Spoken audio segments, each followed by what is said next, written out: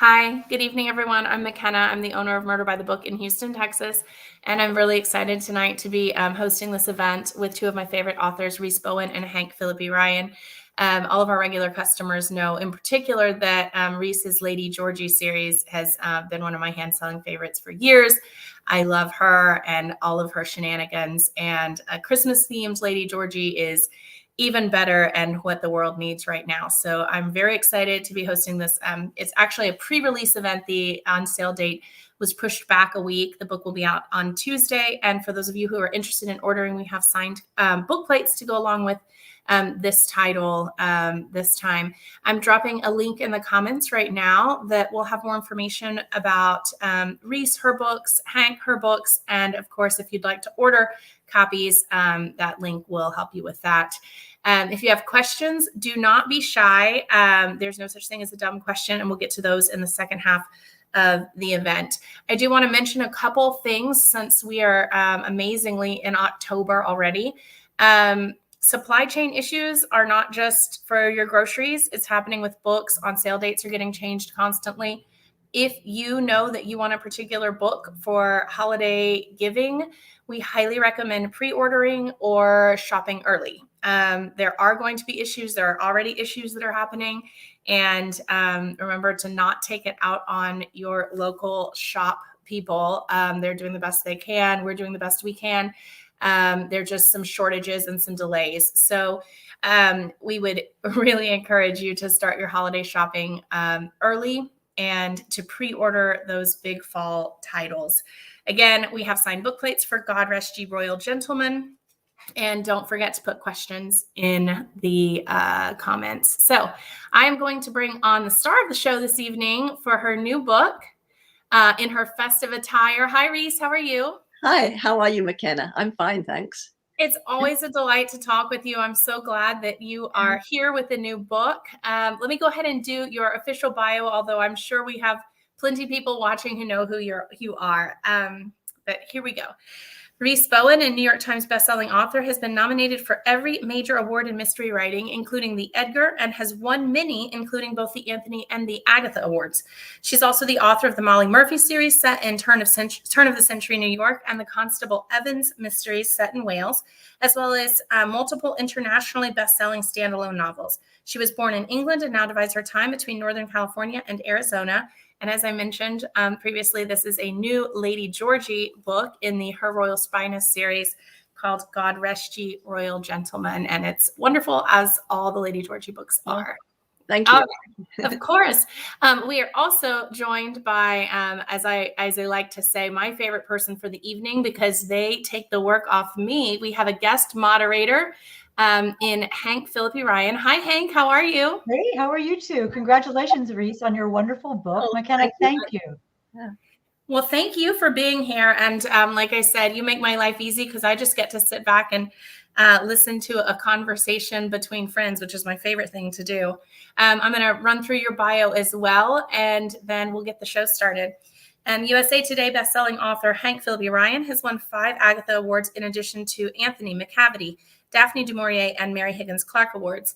An on-air investigative reporter for Boston's WHDH-TV. She's won 37 Emmys, and I think there's probably more now, right? You just won more. Yes, okay. The bios just can't keep up. Okay. And well, I'm old. That's what happens.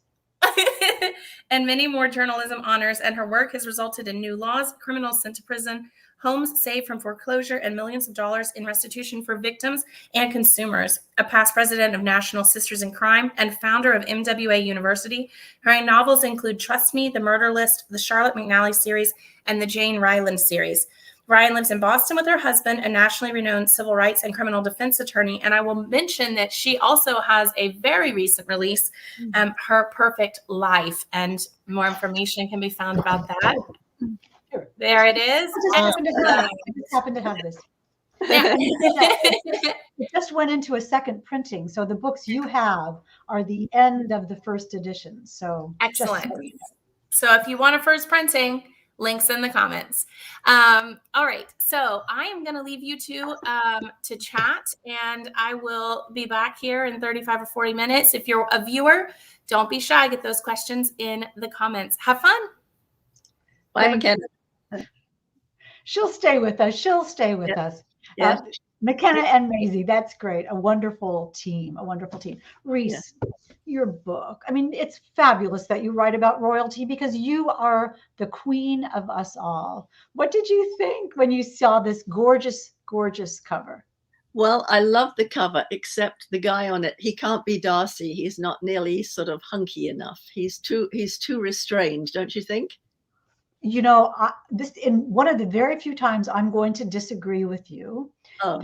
I think he's elegant and handsome and wonderful. He's elegant and handsome, yeah. But I always think of Darcy. You know, someone said to me once, when you chose Darcy's name, did you have anything in mind? And I said, every time I write about him, I see Colin Firth coming out of that lake. And now that's a picture that we all embrace. Yeah, Thank you for that. I love that. This is the, 15th in the Royal Spinous series. And I have to say, Rhys, this is adorable. It is charming. It's hilarious. And one of the many wonderful things about it is that you don't have to have read any other ones to start with this one. A wonderful holiday gift, a wonderful treat for yourself. This is just so much fun. But if someone possibly in the universe does not know who Lady Georgie is, can you give us just a little taste of who this wonderful main character is? Yeah. Well, her real name is Lady Victoria Georgiana Charlotte Eugenie. And when the series started 15 books ago, she was 34th in line to the throne. But her branch of the family is completely penniless. So it's in the 1930s. It's in the time of the Great Depression. What options does she have? She's not trained for anything except how to walk around with a book on your head and where to sit a bishop at a dinner table. These are not marketable skills. So how do you know? She has nothing to do. The only option for her really is to make a good marriage with some crazy half lunatic royal in Europe. And she chooses not that. So in the first book in the series, she escapes from the castle in Scotland to make her own way in the world, comes down to London for the first time without any servants. And it's a real eye-opener. You know, how does the milk get to the doorstep? How do you make tea? How do you make toast? She's never done any of those things. So it's a steep learning curve through those first few books and some big disasters. But along the way, she meets a rather stunning chap called Darcy O'Mara. And she can't believe that he's attracted to her because she doesn't have much confidence at the beginning of the series.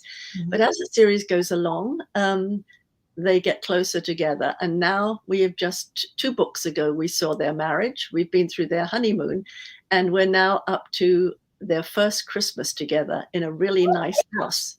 Well, let me rewind a tiny little bit because, again, it must have been so much fun to grow and change with Lady Georgie as you wrote these, because I remember at the beginning she was very fish out of water in the real world, and you really plumbed those depths.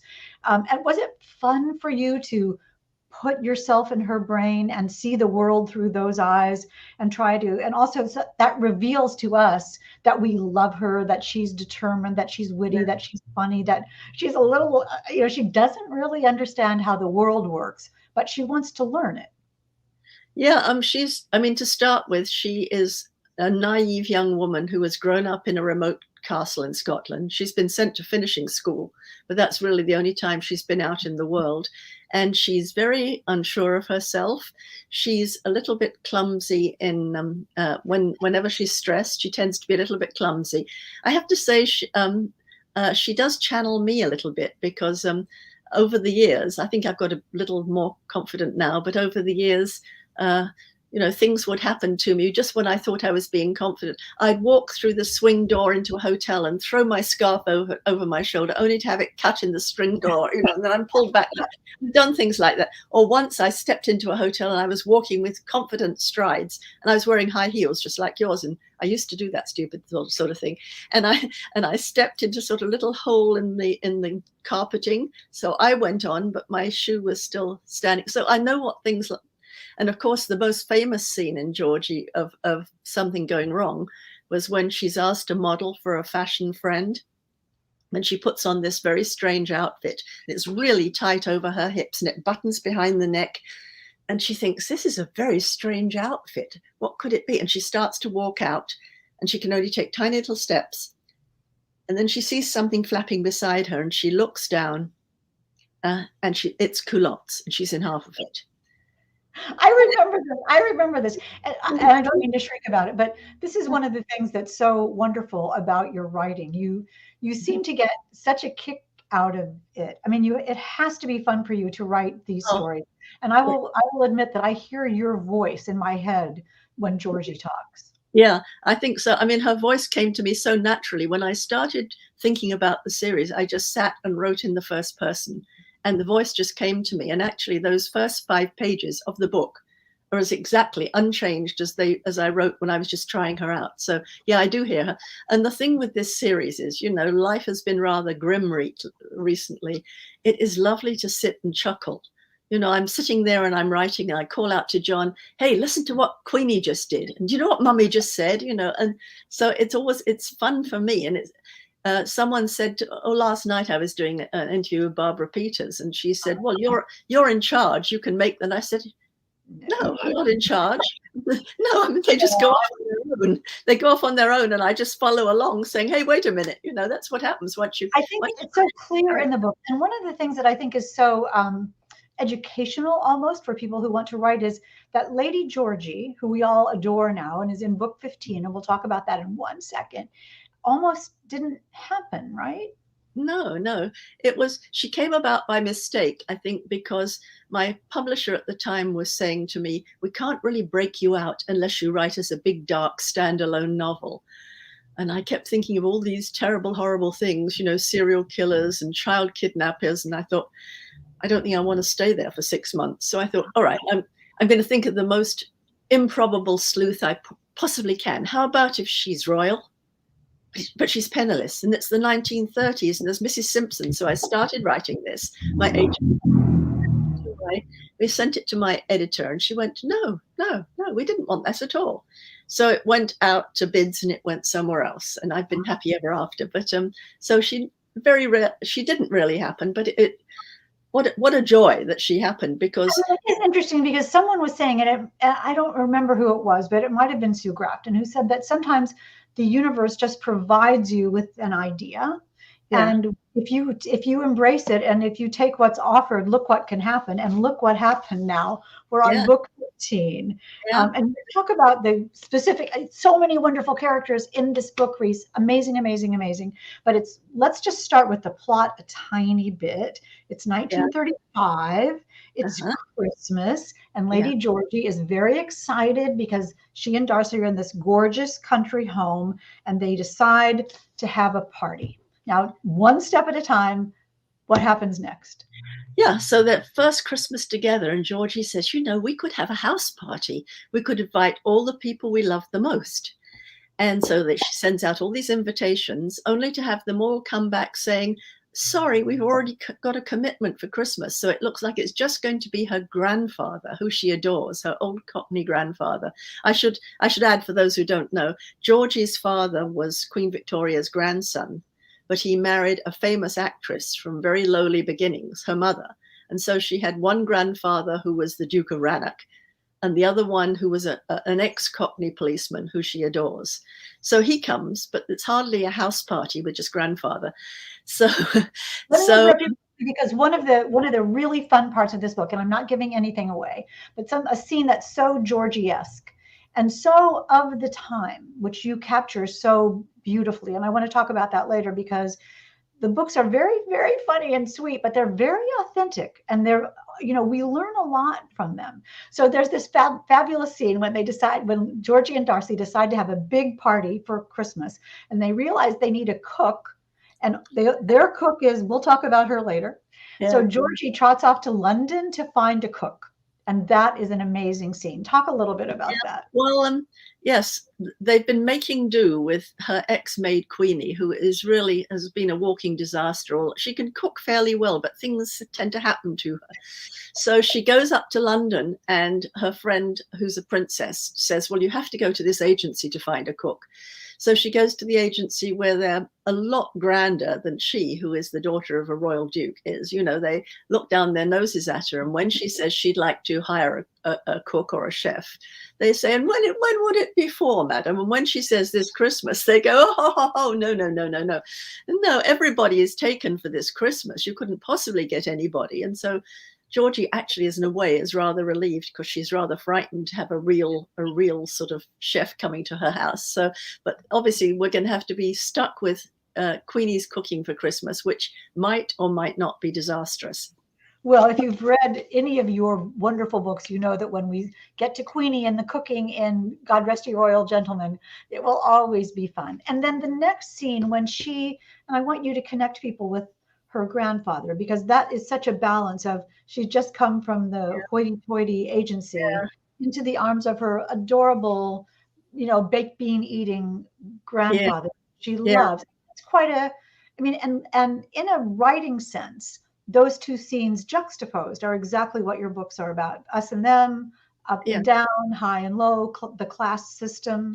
Talk about that a little bit. Yeah, absolutely. I mean, I think one of the basics of this series is highlighting the British class system and poking sort of gentle fun at the way the upper class really thinks that God created them and then he rested, And so I love doing this because I have these great insights because I'm married to someone whose family is very upper class and who have these lovely country houses and who say silly things like, oh, do you remember that joke we played on the butler? So I have all these insights. So, and it's funny, when you're there, you take it all for granted.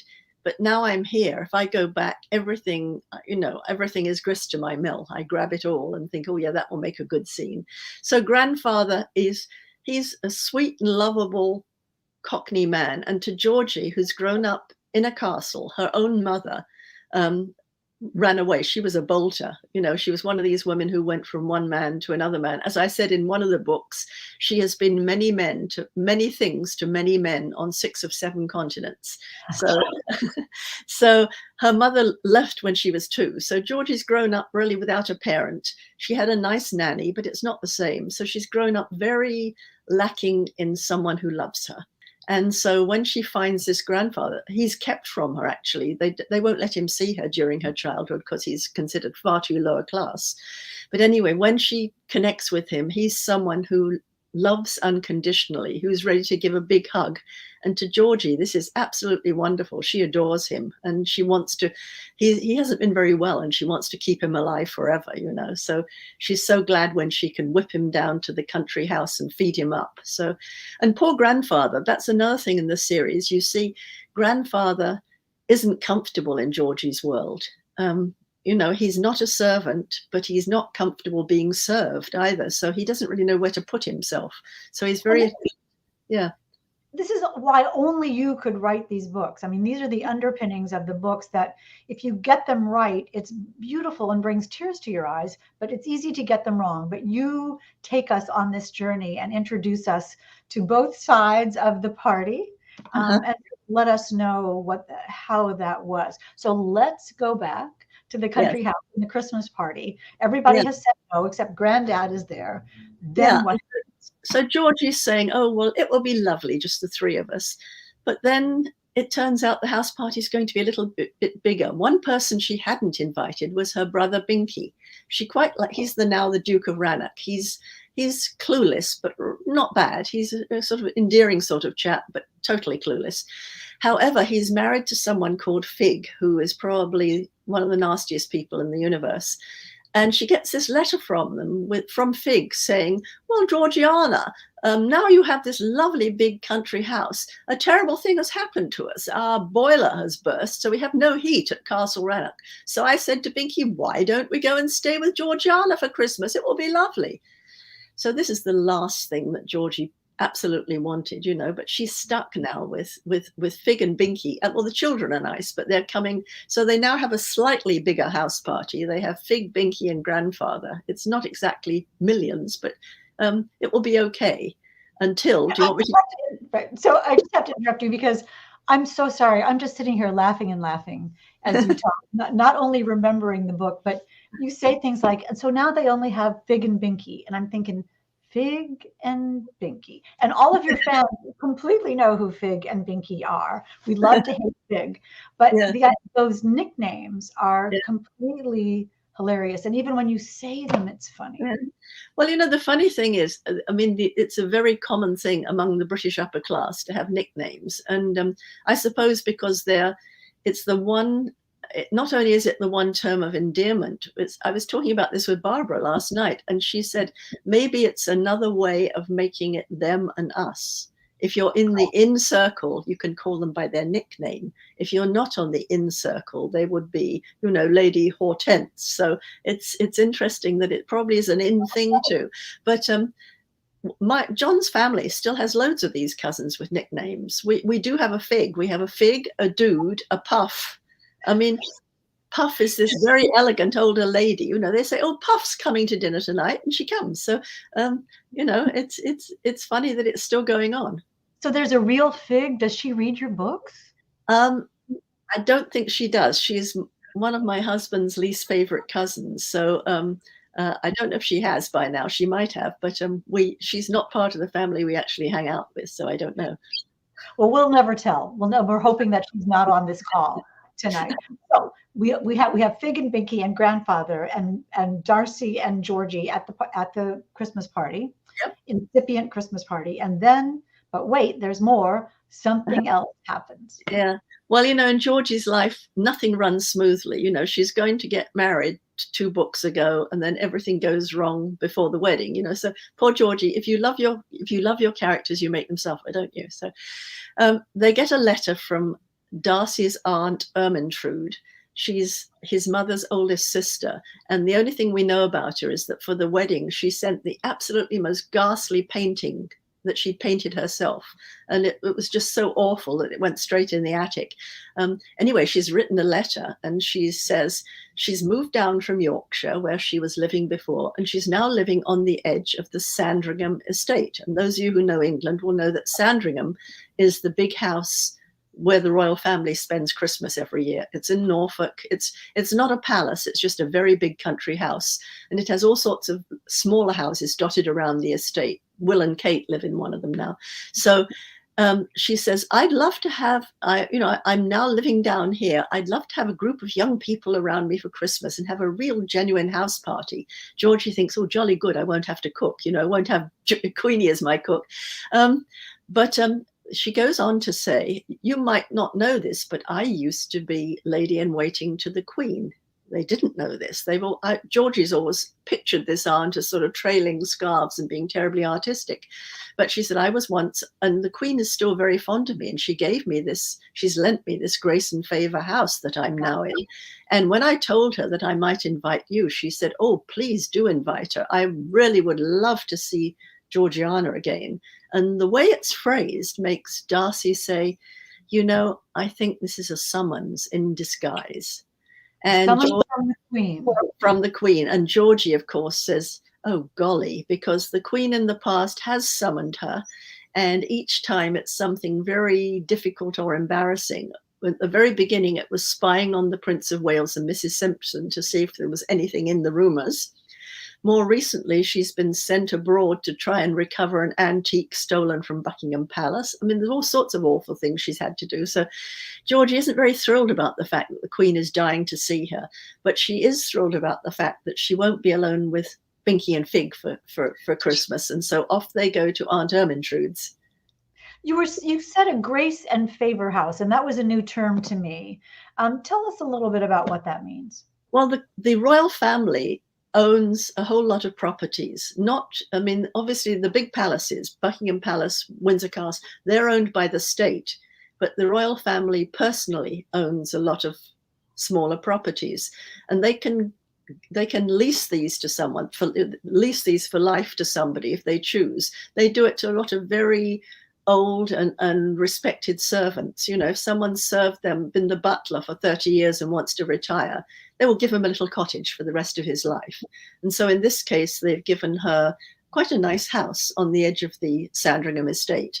If you go to Hampton Court, there is a whole row there of grace and favour cottages, which are inhabited by former servants, etc. Is it a good thing is it an honorable thing to live in one? Does it mean you served? Absolutely. Yeah, it means that you were a favoured servant and they thought enough of you to give you one of these cottages. An interesting aside on that was that the Queen Elizabeth and Princess Margaret's governess was given one when they grew up. And then she wrote a tell-all book. And the first thing they did was take the cottage away from her. Be very careful about the tell-all books. Yeah, don't write the tell-all books, no. Exactly. So now they go to Sandringham, to this home on the Sandringham property. Yeah. And then, and people who are listening, we're not giving, this is like all in the very beginning. We're not giving anything away. This is all stuff that's on the back cover. So we're not giving away the wonderful plot. But in comes a character who is one of the juiciest characters in the history of the royal family circle, not in the royal family. And that is Wallace Simpson. Yeah. Talk a little bit about her in this book. Well, I should just say first that this is Christmas 1935. The king's health is deteriorating rather rapidly, and in fact, he will die early in 1936. Of course, we don't know that when we're writing the book. We do know that he's ill, and the Prince of Wales has been skiing in Switzerland with Mrs. Simpson and has been summoned home to his father. Well, the Prince of Wales doesn't want to be too far from his beloved. So when Georgie and co sit down for the first dinner at this house party, there's a lovely big table. There are 2 places that are unoccupied. And then they say, oh, is someone else coming? And she says, oh, yes, they'll be here in a minute. And in walks the Prince of Wales and Mrs. Simpson. And it turns out that that's the whole reason behind this house party, that he is funding it so that he can keep his lady love within reach at Sandringham, and the royal family need not know about her.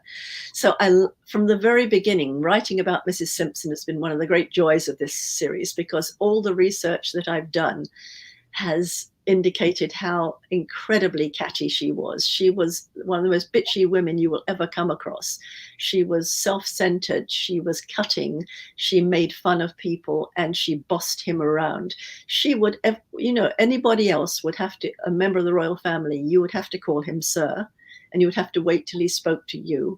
And she would sit on the sofa and she'd snap her fingers and she'd say, David, over here. And everybody in the room would gasp, and he would come over and go, yes, my love, what do you want? He was completely under her spell, which is very interesting. What was her spell? What was it about her? How did she do that? Do you know? I don't know, because she was not oozing sexuality. She was very mannish, if you look at her. She was sort of, one of these sort of hard-jawed, not very big bosoms. She was just a mannish figure. My own personal opinion was that he had a horrible nanny when he was growing up, who was really quite spiteful to them. She used to pinch them and make them cry and things. And his own mother clearly made it very clear that he was a disappointment. He wasn't fulfilling his duty. He wasn't getting married and having children and heirs to the throne. And the mother was terrified he'd make an awful king. So he realizes his mother is disappointed in him. And so I think Wallace Simpson has become sort of a mother figure, but I also think there might be an element of dominatrix here, that he likes being bullied. He likes being bullied. That's a very good theory. I mean, I remember when I was a little girl, my mother telling me that when he abdicated for her, the woman I loved, that they all sat around the radio and cried because they thought it was true love. But did the people in the UK know about her? Did they know what was going on? Well, that's another interesting thing. At this time, Christmas 1935, nobody in England, well, if you'd traveled a lot, you'd know, because she would have shown up in the foreign press. If you were the ordinary person in England, you'd know nothing about her, because the newspapers had a gentleman's agreement not to mention her. Can you imagine that today? Can you imagine the newspapers in a country all getting together saying, no one mentioned Mrs. Simpson, chaps? And they go, oh, no, of course not. So nobody knew about her in England at this stage. It's very close. Because did she really think that she was going to be the Queen of England? How could someone think that? Well, in spite of she was very worldly, obviously, in many ways. She'd just gone through 2 husbands. She'd worked her way up from ordinary person to be Wallace Warfield. She'd worked her way up to be in the inner circles with the high and mighty in England. But she was very naive in other ways. She really believed that when he became king, he could issue some sort of royal decree and say, I now decree that Mrs. Simpson should be Queen of England, which of course she never could, because if he was going to be king, he was the head of the Church of England, and the Church of England does not condone divorce. And she was twice divorced. It could never happen. But she thought he could override everybody. And I think, when she found out what really was going to happen, I think they both got what they deserved. They got this life stuck in Paris forever, with nothing to do. It's such a fascinating story. It absolutely is. And I love how you interwove that into this otherwise quite hilarious story that takes place at Christmas 1935, God rest you, royal gentlemen. What I love about your books, and I could go on, but also so much of your books are about relationships, about Georgie and Darcy, about Georgie and her mother, about Georgie and her grandfather, about Georgie and Queenie and Georgie and Fig, and how her life plays out. Talk a little bit about Georgie and Queenie, because we all love Queenie so much. Well, Queenie came to Georgie when Georgie needed a lady's maid, but had no money really to pay one. Georgie was being sent to a royal wedding in Europe, and she had to bring her maid with her. So Georgie hires the biggest disaster under the sun, who is Queenie. She comes to Georgie saying, Georgie says, who have you worked for before? She says, well, I've been maid to 3 ladies. And it turns out each one of them, she lasted about 3 days. And the third one, she says, well, it was all right till I set her favorite dress on fire. And Georgie's horrified. And she says, I don't know why she was making such a fuss. Maybe it was because she was still wearing it. So that's Queenie for you. And so you never know. That's Rhys Bowen for you. But it turns out that Queenie is quite a good cook, and she's taken over temporarily the job of cook, but she can only cook the sort of food she's used to in her sort of humble upbringing. So she's quite good at making like Toad in the Hole and Spotted Dick and all those other things that would be on a lower class table, but not on a table in a big country house. So and of course in this book too, one of my favorite scenes is Queenie and Wallace Simpson. I will say no more about that, but it really was a fun scene to write. Oh, I know. I bet it really was. But we will save that. So all of you who are about to buy God Rest You Royal Gentlemen from Murder by the Book, you will read that scene on your own. Speaking of Queenie and cooking, food in this book is so glorious and so much a part of both of the classes' lives. Talk a little bit about food and cooking. There's an adorable scene. What is it? Pudding Day? Yeah. Oh, yeah. Pudding Day. Yes. Yeah. 4 weeks before Christmas, when everybody in the household should take a stir of the Christmas pudding. And, you make the Christmas pudding with all sorts of fruits and, dried fruits and candied fruits. And you make it with suet. And then you pour in a very generous amount of brandy, which means that it keeps forever. But then everybody has to have a stir. And then you have to throw in the silver charms, which the family keeps these silver charms, and if you get one, you have to eat it very carefully because you might get a piece of silver in it. It's predicting what's going to happen to you. And it's like if you get the boot, it means you're going to travel that year. If you get the pig, it means you're going to be a glutton. If you get the button, it means you're not going to get married. It's the bachelor button. So so things like that. And so Georgie and Darcy are invited down to stir the pudding, and only their pudding is going to have something in it which is not normal, but I'm not going to say any more about that either. It's an adorable scene because it shows that you know your stuff, frankly. Those kitchens, you've had that pudding, you know what it's like, you know who Georgie is, you know who Darcy is. Was it fun were you looking back on your childhood Christmas traditions to write this book? Was it nostalgic at all for you? Oh, I think it's very nostalgic. I've written some other Christmas books before, but this one was like the lovely country house Christmas. And I think what was nostalgic is when I was growing up, Christmas was completely uncommercial. The television was never turned on. There were never ads in you never saw the ads saying, "Oh, put a Lexus under the tree for her."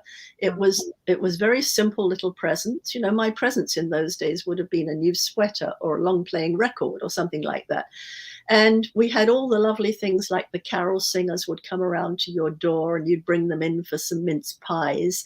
And we played lots of silly games. We played things like charades and sardines, and so it was really you amused yourselves over Christmas. And so I look back on that, and our Christmas was very simple compared to today's, but it was very warm, and there were all the things that you did at a certain time, including 3 o'clock afternoon, you would be summoned to sit around the radio, and then later around the television, and that would be the King's speech or the Queen's speech.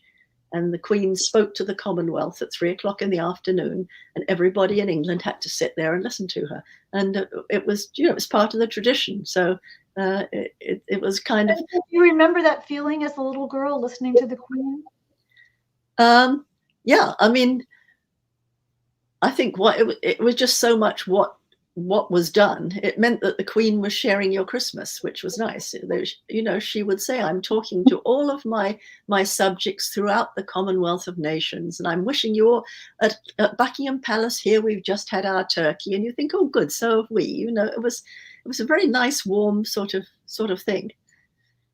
It's, all of that atmosphere in God Rest You Royal Gentlemen, and we haven't even touched on what Darcy is doing or what Mrs. Simpson is really doing, or the alliances of Georgie's mother, which are so iffy in this time of pre-war. So there's a lot. Let me just ask you one more question, and then we'll go to McKenna, because I know that there are lots of your fans and readers, and I hope new readers who will pick up God Rest You Royal Gentlemen. But Rhys, your research is just impeccable.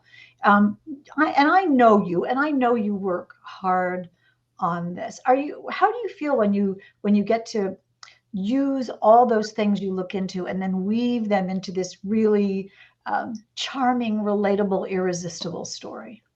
Well, this one, by now, I think by book 15, all of the research I've done in the past is there inside.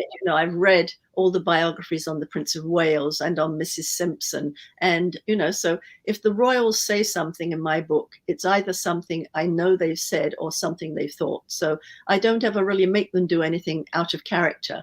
But the only real research I had to do for this was Sandringham House, because everything had to be right about that. So I have actually driven around the outside of the house. I've never been inside. But so I read all about that, and I read about the fact that the royal family always carried on the tradition passed down from Prince Albert of having Christmas trees everywhere. So apparently Sandringham House, they had Christmas trees all the way down the hallway and in lots. If you go into the house, it's not like a palace. The rooms are fairly small, they're fairly dark, lots of wood paneling, but every one of those rooms would have had its Christmas tree in it, because that was very important to them. So I had my plan. I printed out a big plan of Sandringham Estate to know how you get from here to here and everything. So, everything, I think any book that's historical, it has to be right, because it might be fiction, but if you're putting it in a real place in a real time, it has to be correct. So I always make sure I do all of that. Well, that's what we rely on you for, the authenticity and how genuine this book is, not to mention your incredible voice, which just pours out into this book. I don't know how you do it, Rhys. That I know writing is very difficult, but it feels so seamless and funny and lovely and loving. Congratulations on this. It's just, it is. Do you love it too? I do, actually. I mean, I think I did one more Christmas book in that series before, called The Top 12 Clues of Christmas. And that was fun too, but that was rather more scary. This is, I think, even though a couple of bad things are going to happen, this was much sort of warmer and cozier, I think. It was trying to create, I think, because at the moment we're in a rather scary time, it was trying to create a little bit of sense and security. And anyway, talking of lovely books, we haven't even mentioned your lovely new book that's just come out too, which has got such lovely reviews everywhere. And oh my goodness, thank you, Rhys. It does. It has a star from Kirkus and a star from Publishers Weekly. And as I sneaked in the beginning, it just went into a second printing. So very, very happy about that. Great. And speaking of books, though, what about? Can we sneak this in a little bit? We could sneak it in. Yeah, this is those of you who are fans of Molly Murphy. I put her on hiatus for a few years, but if you see from that cover, there's some strange woman's name on the cover too. My daughter came to me about a year ago and said, I think I'd like to continue the Molly Murphy series with you. And So I said, well, okay. I was a little bit hesitant because, Molly's got a very distinctive voice and everything. It's first person. Anyway, we started and she was brilliant. She came up with the plot. She literally took off and ran with it. And she'd say, oh, I think I'm going to do the scene at the party. And then she'd come up with all these clever plot twists. Now we're just finishing the second one. And she had this very clever last minute thing. When we're getting close to the denouement, she said, you know what's going to happen, which is going to make it very difficult. And I go, what? And then she told me. I went, oh, that's brilliant. So it's such fun working with her. We do like alternate scenes, and then we go and edit each other's, and we talk about it almost every day. And so it's been an utter joy. And so it comes out next month. For your relationship. So I interrupted you, and I should not have. When does it come out? Comes out March the 1st. And so let's hope there'll be some real events by then, and we can actually go to stores and sign things. That'd be nice. And we will all celebrate this when it comes out, and we will all celebrate this right now, which you can order right now from Murder by the Book with a lovely signed book plate. And here is McKenna to bring us some questions from the audience. Yes, absolutely. And you already kind of touched base. I always like to give our guest moderator a chance to talk about their book. Can you give us just a little bit of an elevator pitch about it? Or we like to say an elevator pitch. If you need to stop at a couple floors, you can, Hank, before we move on to the questions. Oh my goodness. Well, that's so nice of you, McKenna. Thank you. This is Her Perfect Life. And look at that gorgeous cover. I asked for enigmatic, sophisticated, beautiful, mysterious. And that is certainly what it is. Let's see. Her Perfect Life is sisters, betrayal, guilt, fame, and revenge. It stars Lily Atwood, who is a television reporter in Boston. Everybody knows Lily Atwood, and that is her biggest problem, because Lily Atwood has a secret. She has fame, she has fortune, she has Emmys. She's a single mom to an adorable 7-year-old daughter. But as I said, she also has a deep, dark secret, and someone wants to tell it. And if they tell that secret, Lily's life and career are ruined. And what she begins to learn is it's impossible to keep a secret if you're always in the spotlight. And she learns that the spotlight is the most dangerous place of all, and that every Emmy she's won means she's also made an enemy. So it is two strong women facing off in a high-stakes psychological cat and mouse game to prove their truth about a terrible betrayal. But which woman is the cat and which woman is the mouse? And that is Her Perfect Life. Hey. Excellent. And good job. I mean, obviously, we all know how to talk about books, but like some people can nail it. And that was great. Thank you. Yeah. Okay. So we do have some questions, and we have, oh my gosh, so many comments. We've had a very excited, happy audience tonight, which is wonderful. So it might take me a little bit longer than normal to filter through comments and questions, but I've got one lined up here. Very specifically, Rhys, in what year does this story take place? And are you going to continue the series into World War II? Well, this story takes place at the end of 1935, Christmas 1935. Now, we know that the king is going to die early in 1936. The Prince of Wales is going to become Edward VIII, and then he's going to abdicate to be with the woman he loves. So we've got all that coming next year. Of course, they know nothing of this. I'd like to keep on with the series. I've got loads more stories to tell and lots of fun things. When we get to World War II, I'm slightly hesitant because at the moment I can write stories that are relevant, but they are fun. You know, I can chuckle about things. When you get to the World War, someone has said to me, oh, could Darcy and Georgie be doing spying together? Then you've got that element of being, it's a war. People are dying all over the place. Can I possibly be funny at the same time as in a war? I think it would be such a difficult fine line to walk. When I get there, I'll see if I can do it. But I'm conscious that, you know, when you've got awful things going on across Europe, how can you laugh? Yeah, absolutely. So we had from the same person, I'm just going to kind of summarize the question. Were you worried when you put Darcy and Lady Georgie, when they got married, were you worried that you were going to lose the tension and chemistry of the relationship? Well, that's always, the whole will they, won't they in the early books in the series. It's so delicious. And I've always loved that. But it can't go on forever and ever, or else it becomes boring. You're like, for God's sake, take the girl to bed now and go away, But no, I mean, obviously that's one tension that's gone, and they are happy now. And Georgie, I think for a long time, because she was insecure, wasn't quite sure whether she could trust him. Now I think she obviously knows that she can trust him. But there will be other tensions. There are other romances going on in the series. In the book before this, we had Belinda's romance. And Belinda, God knows, she's had so many romances that there could be a few more of those. We've got Mummy's romance in Germany. There are lots of romances to keep us going. But I think because Darcy has a profession, we know he's some sort of spy. So he will be in danger from time to time, which obviously is going to raise the stakes for Georgie always. Of course. And they're charming. They're so funny together, and their dialogue is hilarious, and they obviously love each other so much. And Darcy is so lovely to her, and I love how Georgie is still a little, unsure of herself. It's so charming throughout. Mm-hmm. Yeah, absolutely. Are you working on another standalone novel? I've just finished one, actually. It's called Where the Sky Begins, and it's about a woman in World War II who's bombed out of her house, actually buried in the rubble in London, sent to recuperate out in the countryside. And the house she's sent to is right next to one of the big bomber command bases. So every night, all these planes take off for Germany, and in the morning, only half of them come back. So, it's a very different sort of World War II story. And it's about how she grows as a person and tries to make life better in a very small way, and gradually does make life better at a time of great bleakness. Tell the title again. It's such a beautiful poetic title. Where the Sky Begins.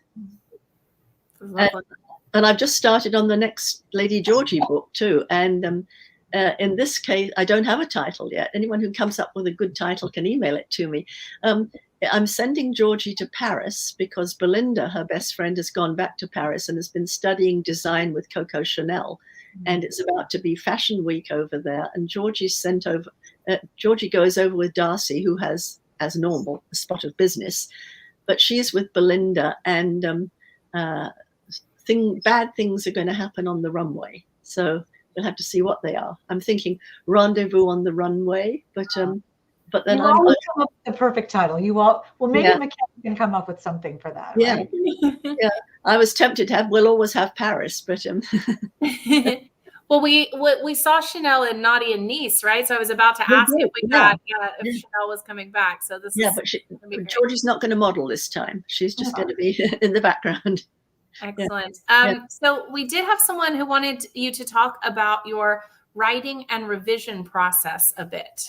Okay, yeah. Well, normally I write 2 books a year. Since I've introduced these Molly Murphys again, I've been writing 2.5 books a year, which is completely stupid. I know, you put me in a straitjacket right now. What I try and I have to make sure I get a first draft done within about 3 months. So when I'm doing that part of the book, I try and do about 1,500 words a day. And I usually work through weekends too, unless something really important's happening. And so every day I start off by revising what I wrote the day before. And then you never look at a blank screen that way. And so I go through all the way through the book till the end. And then I go through and do a complete revision. Then I give it to my beta readers that I trust. And they have their comments. And I go through and do another complete revision. Then it goes off to the publisher. So that's what I've done for all of my books recently, and that tends to work for me. And I get very few edits, so I know I've polished it quite well by the time it goes. But tell us what it looks like when you're writing. Are you just typing away as fast as you possibly can, and there's never a moment when you think, "Oh no, I have no idea"? Well, some days those 5 pages go really easily, and I get 6 or 7 pages, and there I am. I'm typing away really quickly, and I go, "Oh yes," and then she'd do that. "Oh yes, that's a good idea." And then other days, it's like type. I think I'll put a load in the washing machine. Okay. Type. I think I'll make a cup of coffee. But if you know you can't stop till you've done 1,500 words, it doesn't matter how long it takes. You keep going. And some days I think, "Oh, that was utter rubbish today." And then tomorrow I look at it and I think, oh, that wasn't quite as bad as I thought. So, you know, the fact that it's down on paper is something to work with. That's the important thing. If you get something down on paper, you've got the means to work with it. If it stays in your head, you can't.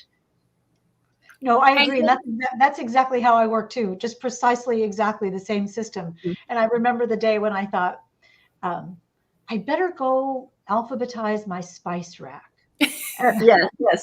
The worst possible thing. And then I thought, you just sit there, sister, and write this book because you need to get your words for the day. And I don't care how long you think about procrastinating, you're going to stay here till you do it.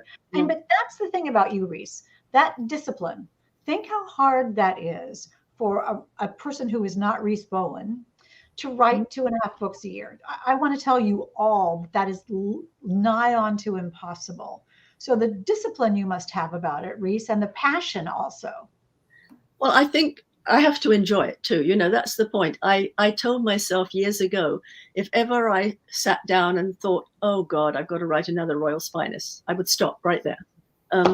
I've got to think, oh, I can't wait to get down and do this next scene. You know, sometimes some parts of it, as you know, there are parts you have to have transitions, you have to have expositions, and they're not as fun. But then you think, oh, I'm going to get to that scene at the party where this happens, you know, and then you're looking forward to it. And so you've got to have joy in your work. And I do have joy in my work. And I've got so many ideas still to write that I think, you know, I can keep going for years and years and years still, which is fun. Do you think that the variety, you're writing variety and switching things up with the standalones and now Molly Murphy again, helps keep that freshness? Oh, absolutely, McKenna. Yeah. In fact, someone said to me the other day, someone wrote to me and said, you have such different voices in all of your books. And so I think, you know, yeah, it's visiting from a different part of me for each of the books. And obviously, I have to tell you, when I'm writing a Molly Murphy book, I find myself thinking all the time, oh, next I can write a Royal Spinous. And when I'm writing a Royal Spinous, I think, oh, next I can. So you're never content with what you've got right now. You want to, the grass is always greener just over that little fence. That's wonderful. And it's good news for us readers that you're just chafing at the bit to get to the next book, because I think we all are doing the same, but with reading. Yeah. So we have a question here. Will they make the Royal Spinous books into a series? And I think that she means TV or yes. Yeah, I would very much love that. It's interesting because I've had all these options for Constable Evans, and I've just actually signed a new option for Constable Evans. But we did once. I got an option to make the first book, her Royal Spinous, into a movie. And it not only was an option, they actually bought it. We actually went ahead and they wrote the pilot and things. And then everything fell apart. The producer, who was the leading voice behind it, left and went to another production company. And then it never went any further. So it got quite close then. But I would love to see it as a TV series. I think I think it's very visual, and I think the thing is, people, when they write to me, they never write and say, I really thought that was a clever plot twist. They say, I love Queenie. I love Grandad. They're very invested in the characters, and I think that would make a really good TV series. So anyway, if anyone's out there from the BBC tonight, you know where to find me, okay? Okay, so we've got a couple more questions I want to make sure to get to. I'm going to save one of them because I know the story and it's a good story. So we'll close with that one. But we have a question from Susan. Would you like to inhabit or be a character in one of your stories? Or is there another piece of fiction that you would want to inhabit? And I think we're going to make Hank answer this one also. But you can go first, Rhys. Well, I think it'd be fun to be. I'd quite like to be Georgie. I think she's I'd like to be married to Darcy. He's rather a hunk, you know. I think her life is fun, and that would be a fun life. I'd like to find myself in a Jane Austen novel. I think that would be rather yummy to wear those cute dresses and bonnets and walk around but it has to be somewhere elegant. I'm not going to find myself in a Dickens or something. It has to be somewhere I can wear nice dresses, and someone else will wash and iron my clothes. That's a stipulation. Rhys has many rules that you need to be in a book. Thought about it, because I was going to say I think I'd like to be Lady Georgie. Yeah. She said that sounds like a truly fun life. And as for inhabiting other books, I've actually thought about this. And there's a difficulty with everything. I mean, Narnia would be lovely, but it's cold and scary. And Middle Earth is also scary. And Harry Potter world also scary. And there are also a lot of rules. And then in the Jane Austen books, I'm not sure about the how pleasant that would actually be. You'd have to really be the right person in the right place in the right situation. You wouldn't want the universe to randomly send you back to X time, and then you're a person who's going to be, medieval could be good or bad. Camelot could be good or bad. It just depends on who you are. So forgive me while I overanalyze this really interesting question. So I'll just be me right here, right now. You don't want to be a scullery maid? Isn't that the problem? That's exactly the problem. And you never know, that scullery maid could turn out to be fill in the blank that I'm sure Rhys could figure out a wonderful story for her. Then she would wind up being something magically wonderful. Oh, well, in my book, Above the Bay of Angels, she starts off as an assistant, a maid and assistant cook, and she winds up very nicely. So it can happen. There you go. What is that wonderful opening line of Above the Bay of Angels? If Helen Barton hadn't stepped under a bus, I might still be scrubbing floors. So that that's Perfect. I do want to say that I'm pretty sure all of us who want to be Lady Georgie, Darcy does play a role. Yes. It's pretty fair in the comments too. Okay, the last question, because I think I remember this story and it's delightful. Have you ever met Queen Elizabeth? Yeah. And yes, you have heard the story. And before I answer it, I just want to say how much I miss everybody. Murder by the Book is always one of my first stops on my tour. And to see all those lovely people sitting there smiling at me is just one of the really heartwarming things. And it's so hard not to see everybody this time. So if you're out there and you're from Murder by the Book, I do still love you. When I was a young woman, I had tea with the Queen. Though she actually came to my college, and I was the vice president of the college, and 6 of us were invited to tea with her. So we sat in a room with just 6 of us and the Queen and chatted for an hour or so, and it was lovely. And I'd actually met her my father ran a big paper factory, and every year we'd be at the British Industries Fair, and the royals would come around on the day before it, and obviously they'd chat with you each time, because we were allowed to be on my father's booth, and they'd say, yes, and what do you do here? Oh, you make paper. Oh, how interesting. Oh, toilet rolls. How wonderful. Yes. And so we met all the royals that way. I even met old Queen Mary, who was very, she was quite old, but incredibly upright and stiff, rather terrifying. And Prince Philip, and my brother nearly hit Princess Margaret with his rattle once, I remember. But the thing was that the Queen Mother always came to those, and she would always stop and chat and be very gracious. And then afterwards, I was at my college graduation, and the Queen Mother was the chancellor of my college. So she presented us with our degrees. So she came down the aisle doing this to everybody. And she saw my father and she went, oh, made his day. He said after, did you see? She recognized me. He was so thrilled. That's great. Adorable. That is, what a wonderful story. And that brings us to the close of our event. We've had lots of people saying that they've enjoyed the interview, which I did as well. It was a delight listening to the two of you. And Rhys, as always, a new book from you is a celebration. I sure hope that we can have you in person in March for... Soon, yeah. Yes, soon. We'll see. And that, there's that book, Wild Irish Rose. And we miss you too. But this has been wonderful. Thank you for virtual events, and at least we can muddle through this way.